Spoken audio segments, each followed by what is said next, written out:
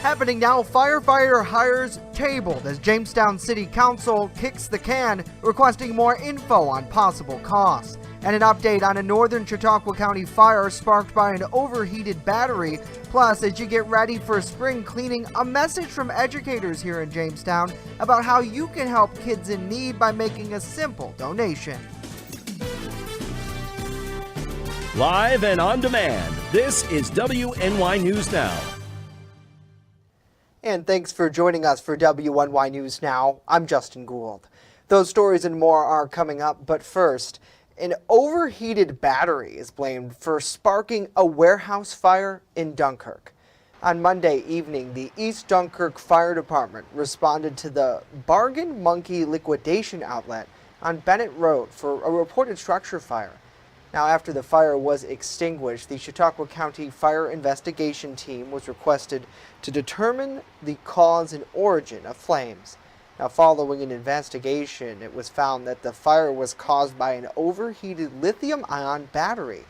As of now, the fire has been ruled accidental in nature. And police in northern Chautauqua County are warning residents to lock their vehicles following an uptick in break-in complaints over the past month.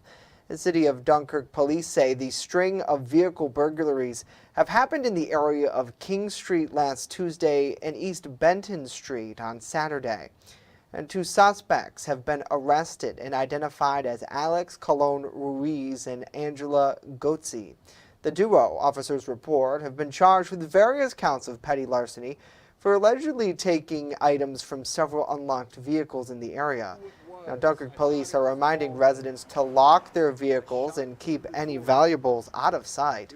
To report suspicious activity, you can contact Dunkirk police via telephone. That number is 716-366-2266. The City of Jamestown Council once again held off on voting for 8 new firefighters for the Pearl City, which would be partially paid via a $1.8 million firefighting grant. Bronson Rasmussen joins us live from the newsroom today with more on what the lawmaking body has to say and many others who came forward to speak as well, Bronson. Justin, the lawmaking body had a very lengthy discussion at their Monday night voting session around the costs of hiring the additional personnel. In attendance was almost the entire fire department and multiple members of the public advocating for a safer Jamestown. While there are reasonable uncertainties of how these positions will be funded in the future, we don't know what the city finances are going to be or what the funding opportunities will be. What we do know is that we have a need, and FEMA agrees. Many agree the personnel is essential. However, more sustainable funding is needed. Hundreds of pages of grant guides available to support local officials who are seeking the funding that is needed to sustain and enhance our communities. I brought 15 copies of the request form of these guides and have pre-checked the fire and emergency services option for you. Ultimately, all but Councilwoman Regina Brackman voted to table the resolution. Councilman Bill Reynolds was hesitant to agree. I'm strongly asking council to not just kick it down the road and let the next administration or next council worry about where we're going to get this money. The main fear appears to be what happens after grant funding runs dry, a mass layoff. People will not be happy when we are looking at other departments having to either eliminate staff, the roads won't get plowed, and many other things that are a choice that this council would have to make when we don't have the funds.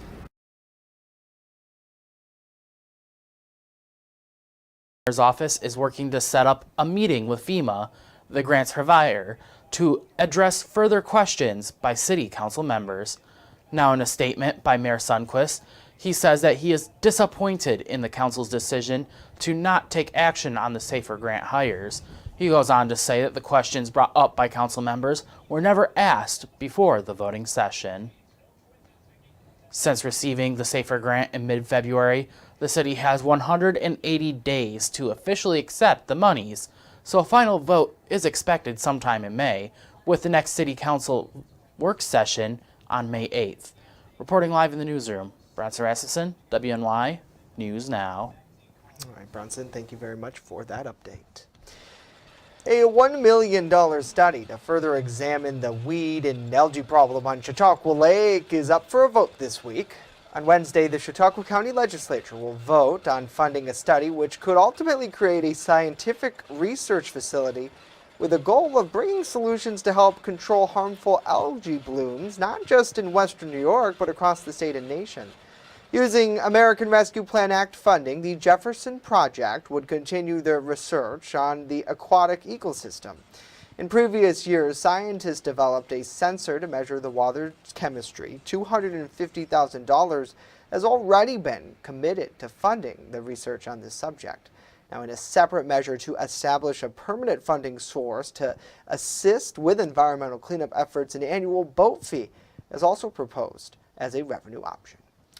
Well, with spring just around the corner, you might be getting ready to clean out your closet, making room for more seasonal attire. Those at Jamestown High School, they're asking you to consider donating your winter wear before throwing out old clothing.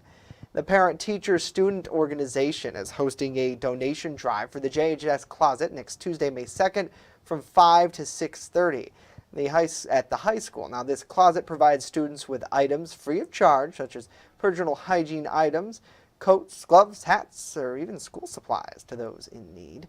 Anyone with gently used or good condition jackets, joggers, sweatpants, they're asked to consider making a donation. New hygiene products like socks, underwear, they're also needed too. The closet accepts gently used or good condition school supplies as well. Monetary donations for a Got You Fund, which helps support educational opportunities for students like advanced placement exam costs, field trips, and other educational camps are also appreciated. This drive will take place in front of the school's pool doors. Those interested are asked to enter the parking lot off of East 2nd and exit onto Foote Avenue. Certainly a great cause for so many kids out there, as people are thinking about more and more, Andrew, with the sunshine out there the last couple of days, that spring is coming. Although Mother Nature has been weird about it, as well, she usually is here in Western New York. Yeah, we're all just ready for the spring and summer temperatures, but Mother Nature continues to put us on a roller coaster ride. First defense Doppler radar. We had some sunshine out there this morning, but now we got some clouds starting to filter in the region. We also have some rain showers starting to pop up across portions of the region, and that's going to continue through the rest of the afternoon. Let's take a look at some weather history. This time last year on this state, we made it to a high of 85 degrees in Jamestown, so it felt like summer last year. We were also dealing with some severe thunderstorms this time last year, but today we're not going to get anywhere near that 85 degrees or anywhere near average for that matter. As highs today are only projected to be in the upper 40s, close to 50. The almanac, we made it to a high of only 41 degrees yesterday, which is almost 20 degrees below average. The low was 32, and the record high for today, 90, set back in 1925, and the record low of 17 degrees set back in 1989. So here's the forecast for the afternoon. Partly to mostly cloudy skies. Those clouds are starting to build in a little bit more, and we'll see some afternoon scattered rain showers, might even mix with some wet snowflakes on the highest hilltops. And again, temperatures today will only be in the upper 40s, close to 50. I'll have a look at that full forecast details coming up in just a few minutes. All right, Andrew, we'll see you back in a bit. Thank you very much as we continue this half hour and update on the push to legalize medical aid in dying here in New York State. And later, with summer just around the corner, we're outlining the latest assistance for those who are looking to stay cool. Stay with us. WNY News Now. We'll be right back. With coverage that matters, this is WNY News Now. 3-on-3 basketball returns to Jamestown, New York this summer. Collaborative Children's Solutions and partners are hosting a Gus Macker tournament August 19th and 20th in Brooklyn Square. The streets will be packed with a festival atmosphere, bringing the youngest of our Macker mites up to the adult players who compete for the top prize in their divisions. Register online at Macker.com before July 31st. The Jamestown Macker will also include some specialty competitions, making it one of the best community events of the year. EagleZip.com is your local one-stop shop for all of your home and business computer needs. Located on Fluvan Avenue Extension, just outside of Jamestown, EagleZip.com sells and services all brands of desktops and laptops, as well as for your business. All new computer sales include transferring your data from your old computer plus a 2-year warranty. Call eaglezip.com today. Stop by eaglezip.com today and let us make computers easy for you. On this episode of Lead and Lures, pro staffer and lethal lady Caitlin Armstrong takes out her big Ohio buck. Months of hard work, dedication, and scouting have led her to this moment. You're not going to want to miss this episode of Lead and Lures on Channel 716 Roku TV.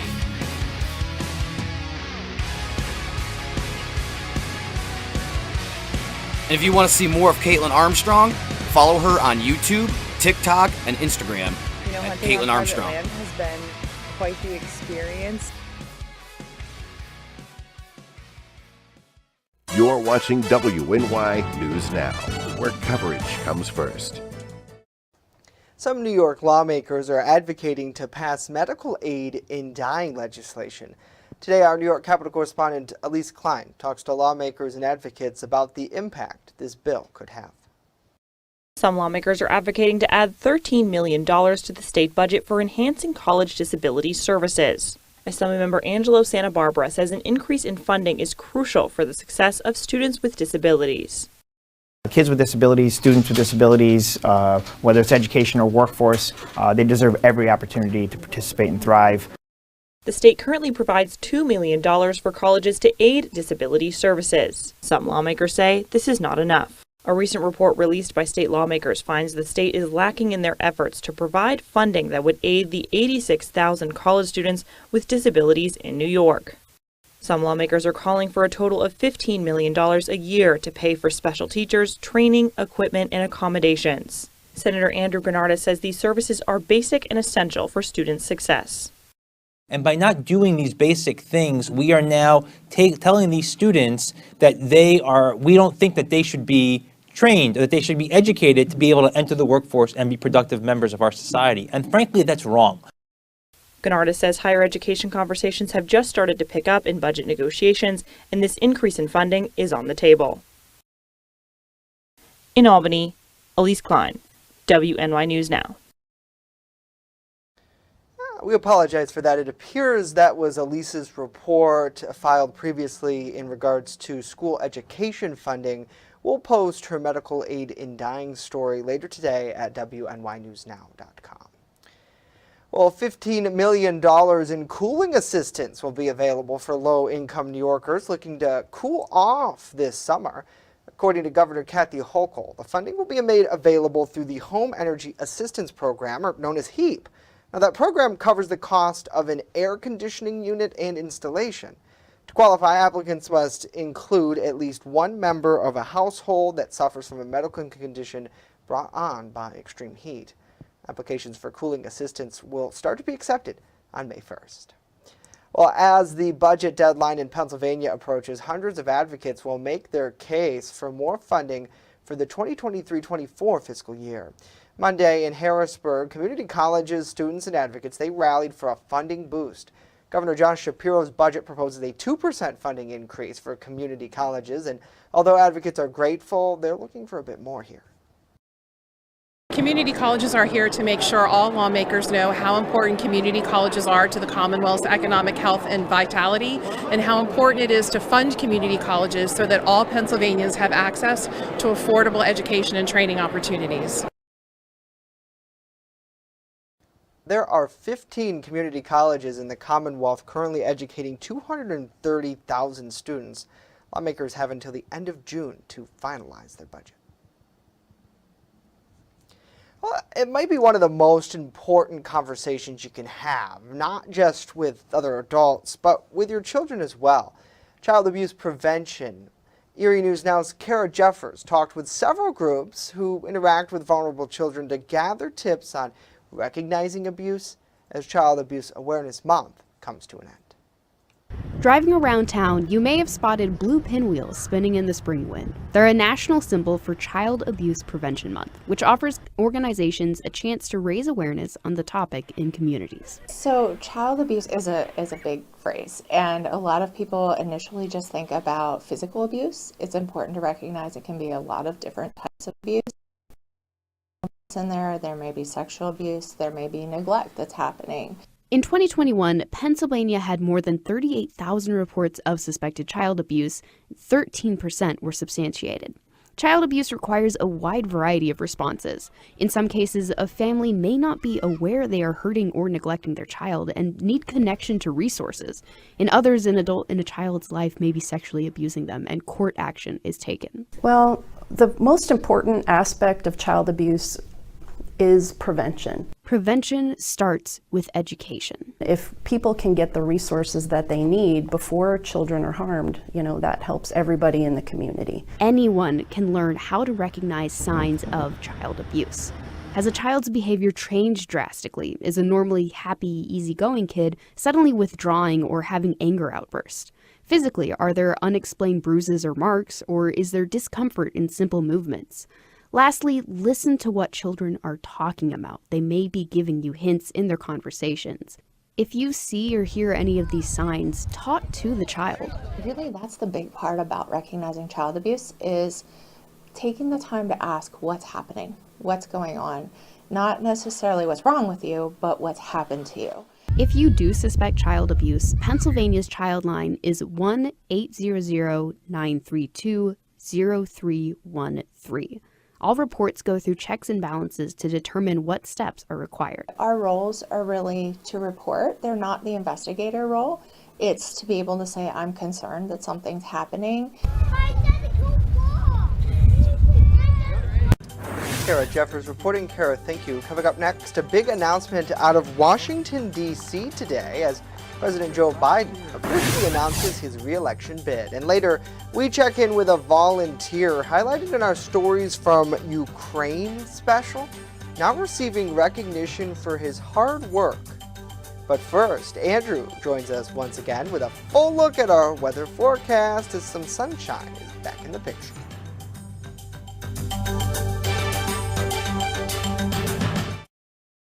You're watching WNY News Now, where coverage comes first. Have you ever wanted to live out your dreams? Hunt, fish, in all corners of the earth? Well, now's your chance. Follow Primitive Patriot Outdoors as we live out our dreams and show you how to live out yours through outdoor adventures. From Western New York to Africa to all corners of the earth, follow us on this adventure. It's an experience you've never seen before. Lead and Lures, Roku TV, channel 716. 3-on-3 basketball returns to Jamestown, New York this summer. Collaborative Children's Solutions and partners are hosting a Gus Macker tournament August 19th and 20th in Brooklyn Square. The streets will be packed with a festival atmosphere, bringing the youngest of our Macker mites up to the adult players who compete for the top prize in their divisions. Register online at Macker.com before July 31st. The Jamestown Macker will also include some specialty competitions, making it one of the best community events of the year.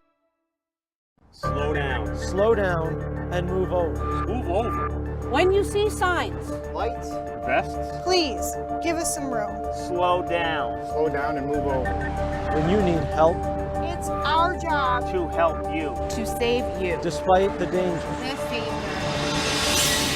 This danger is real. Do your part. Please Slow down. Slow down. And move over. move over. Fast, accurate, and every day. First Defense Weather.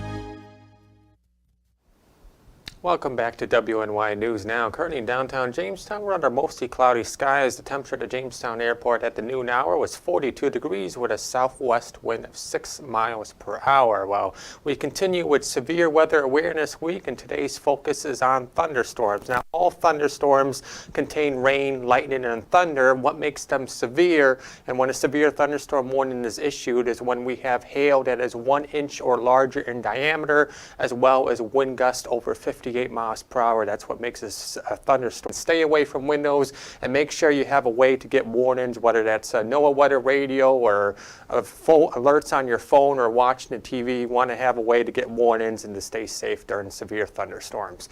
Here's what's happening across the northeast right now. We kind of got two low pressure systems, one up across Canada and one out to our west, and that's keeping us in an unsettled pattern over the next 24 hours with times of rain showers and wet snowflakes. So let's time it out on future scan through the rest of the afternoon out there today. Partly to mostly cloudy skies, scattered rain showers may mix with wet snowflakes on the highest hilltops. As we head into tonight, a weak disturbance will pass through the region that could bring some more widespread showers and some wet snowflakes to the region through the night and into the early part of tomorrow. Other than a couple rain showers early in the morning, we should go partly to mostly sunny skies through the rest of the afternoon as high pressure begins to build in the region, and that high pressure will keep us dry through tomorrow afternoon and into tomorrow night and into the day on Thursday, and the temperatures will eventually warm up as you will see it here on the extended forecast powered by Ultimate Satellite Solutions. Temperatures today are highs today and tomorrow in upper 40s close to 50. We'll go near 60 on Thursday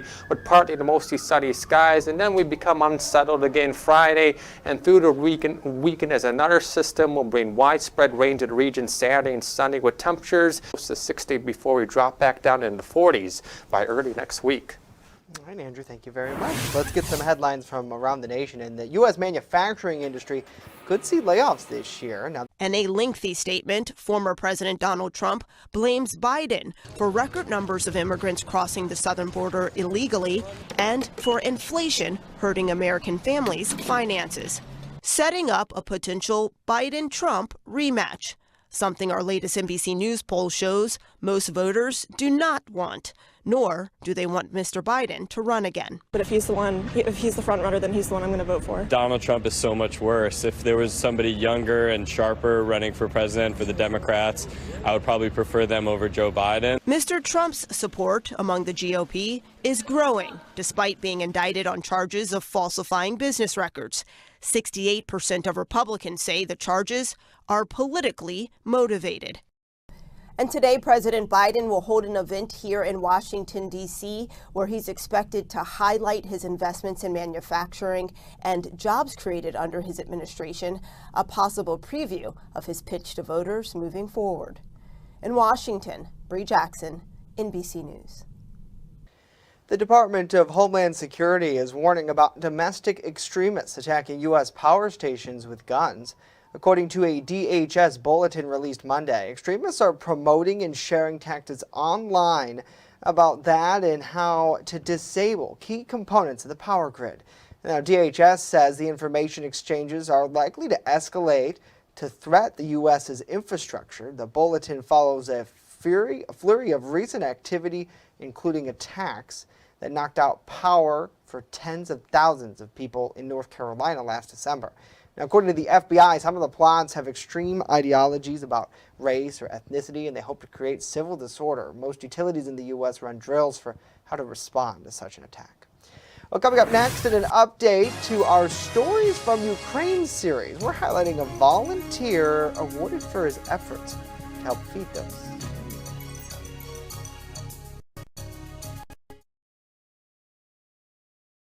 You're watching WNY News Now, where coverage comes first.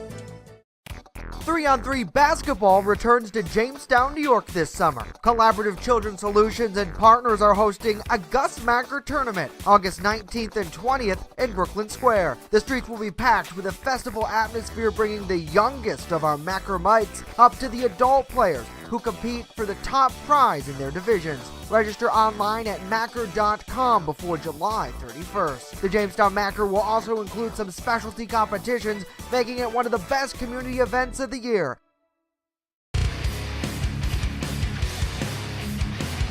On this episode of Lead and Lures, pro staffer and lethal lady Caitlin Armstrong takes out her big Ohio buck.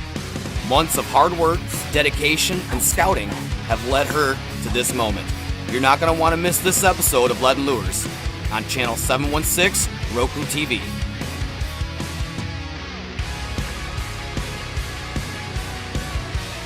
And if you want to see more of Caitlin Armstrong, follow her on YouTube, TikTok, and Instagram and hunting Caitlin on private Armstrong. land has been quite the experience.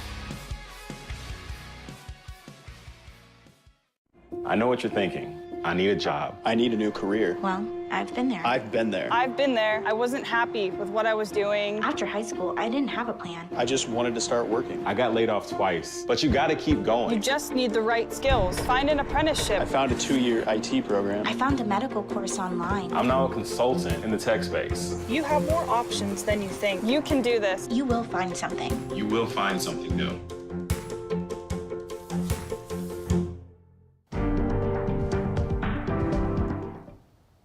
A couple of months ago, we sent a crew to Ukraine. While they were in Lviv, they met with international volunteers, helping to feed soldiers on the front lines.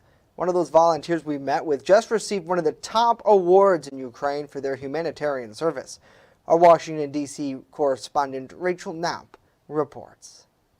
When we traveled to Lviv, Ukraine in November, we came across this organization called the Lviv Volunteer Kitchen.